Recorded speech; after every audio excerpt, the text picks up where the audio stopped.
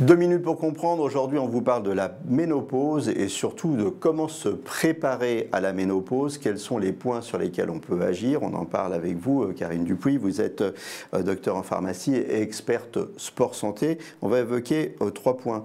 La prise de poids, l'incontinence et l'apparence générale. Ben oui, Jean-Claude, c'est vrai qu'il faut parler, on parle de la ménopause, mais on ne parle pas de la période de périménopause, c'est-à-dire la période avant. Et cette période, elle est fondamentale pour pouvoir agir correctement sur soi. Alors, comment? Vous allez me dire, bah déjà, en faisant bien évidemment de l'activité physique adaptée en fonction de votre condition physique, ça c'est très important, en faisant tout un tas d'exercices de renforcement musculaire et notamment des muscles profonds. Vous savez à quel point j'adore les muscles profonds, notamment avec des activités comme le pilates, comme le yoga, voilà, qui sont complémentaires d'autres activités physiques.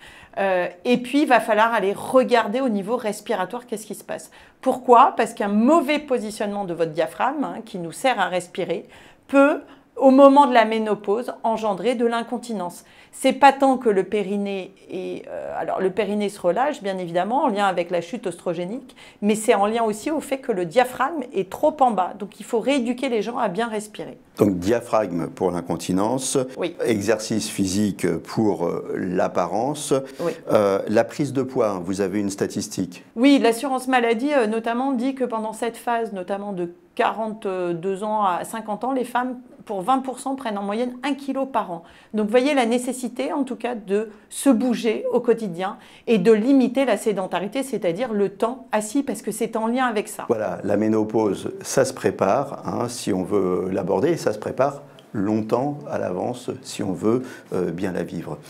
Merci pour ces conseils, Karine. Nos émissions vous plaisent, alors aidez-nous à faire grandir la chaîne pour parler santé au plus grand nombre. Partagez, likez, abonnez-vous.